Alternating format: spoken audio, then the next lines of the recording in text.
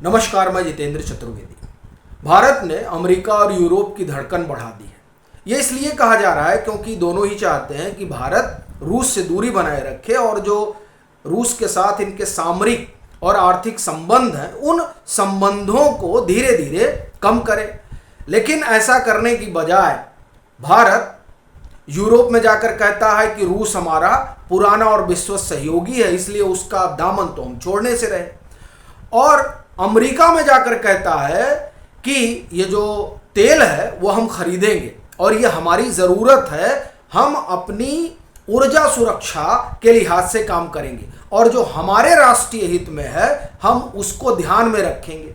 जबकि ये जो अमेरिका और यूरोप हैं चाहते हैं कि अगर भारत अपना हाथ खींचेगा रूस की तरफ से तो कम से कम ये जो रूस और यूक्रेन के बीच वार चल रहा है उस वार में रूस पीछे हटेगा। और इससे भी बड़ा कारण यह है कि उनको यह लग रहा है कि जब तक रूस आर्थिक रूप से कमज़ोर नहीं होगा तब तक यूरोप पर जो एक मनोवैज्ञानिक खतरा बना हुआ है वो खतरा टलेगा नहीं। मनोवैज्ञानिक इसलिए कह रहा हूँ क्योंकि यूरोप बड़ा डरा हुआ है और उसको ऐसा लग रहा है कि साहब अगर रूस कमज़ोर नहीं हुआ तो अभी वो यूक्रेन को पीट रहा है और फिर वो हम लोगों के ऊपर जो है वो हमला कर देगा। और ये बात आप एक तरह से कहें कि नाटो के जो सदस्य देश हैं वो कह रहे हैं। जर्मनी ने तो भी पीछे इस बात को उठाया भी था कि आने वाले 4-5 सालों में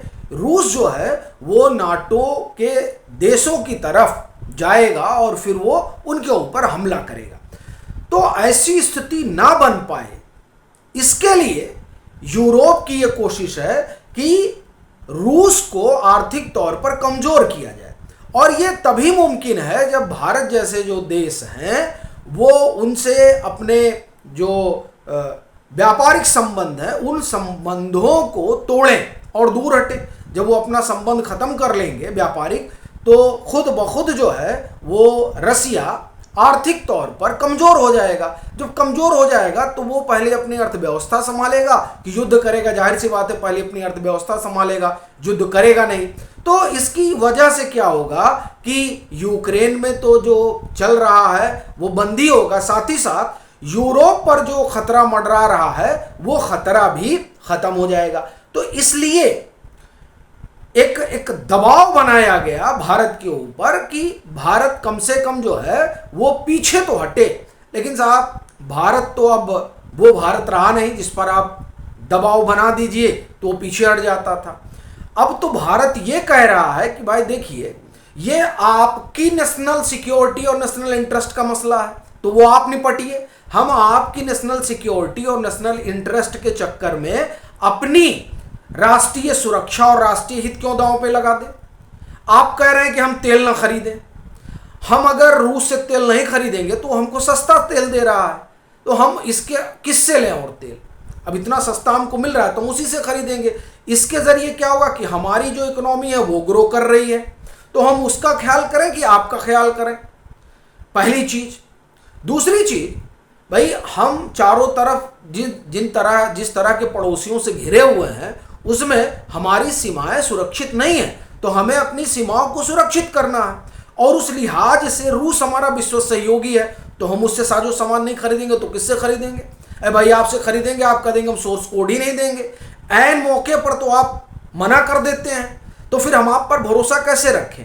जो हमारा भरोसेमंद साथी है हम उसी के साथ जुड़े रहेंगे। अब जब इस तरह की चीज़ें आई तब इन लोगों को लगा कि अब ऐसा करते हैं कि भारत पर प्रतिबंध लगाने की बात करते हैं।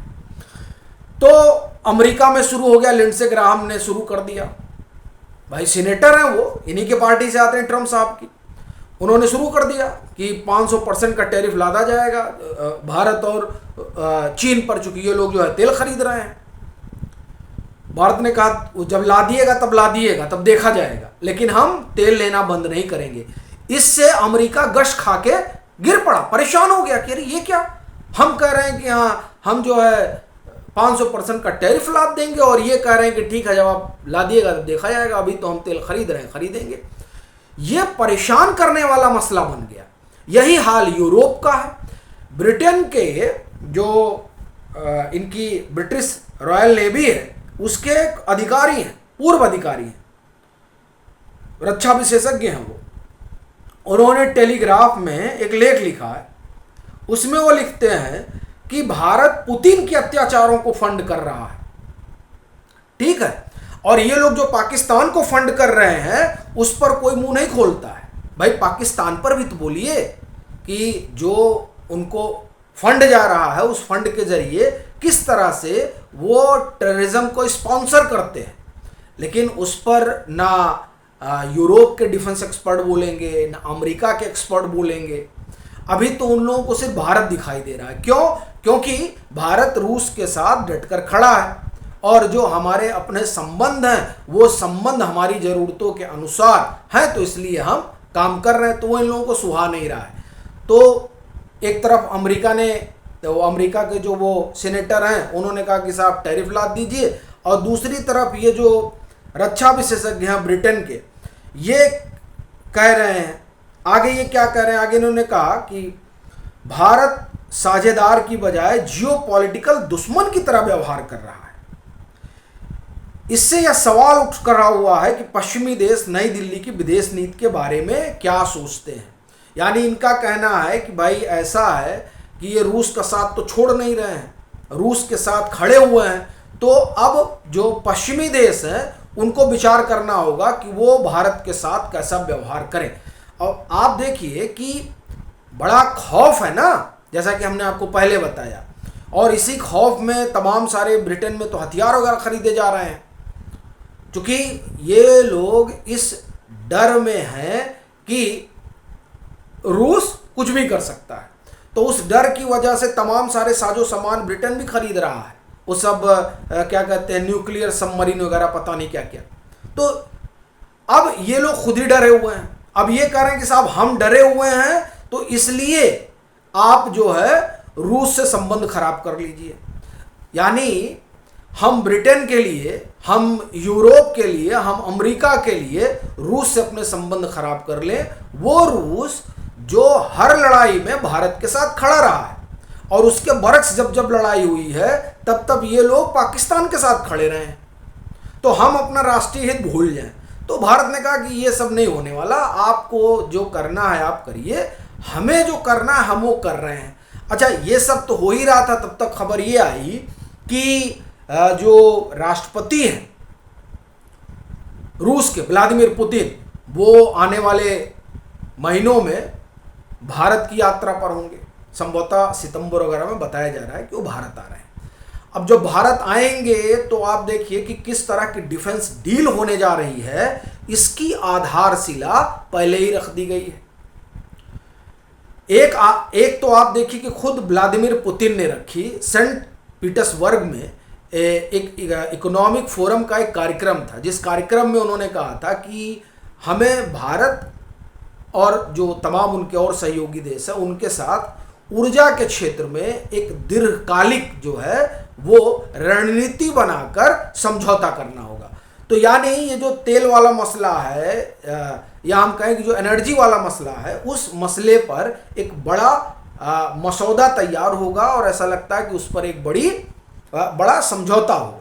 दूसरी तरफ आप अगर डिफेंस की बात करें तो भी संघाई कोऑपरेशन में जब भारत के रक्षा मंत्री गए हुए थे तो वहाँ अलग से उनकी जो बैठक हुई वो रूस के रक्षा मंत्री से हुई, और वहाँ ये कहा गया कि ये सुखोई को अपग्रेड किया जाएगा, उसके बाद में हवा से हवा में मार करने वाली मिसाइल जो है वो, देखिए उसका नाम हमको एकदम से ख्याल नहीं आ रहा, वो संभवतः F-37 है शायद जो उसका नाम है, और इसके अलावा S-400 दो संभवतः बचा हुआ है, 5 यूनिट मंगाया गया था, 3 आया है, 2 बचा हुआ, उसको लेकर S-500 पर अग्रिम जो है एक समझौता हो। फिर Su-57 जिसको लेकर बार बार ऑफर दे रहा है रूस। तो ये सारी जो है एक तरह से कहें कि बुनियाद तैयार की जा रही है कि जब रूस के राष्ट्रपति आएंगे तो किन मसलों पर जो है वो परस्पर समझौता होगा। तो अब ये सारी चीज़ें हो रही हैं, यानी रूस के साथ जो संबंध है वो संबंध तमाम, आप एक तरह से कहें कि धमकियों के बाद भी भारत अपने हित लाभ के अनुसार से आगे बढ़ा रहा है। यही बात जो है इन लोगों को परेशान कर रही है। आप सभी जुड़े, उसके लिए आपका आभार। आपसे आग्रह रहेगा कि इसे ज़्यादा से ज़्यादा साझा करिएगा।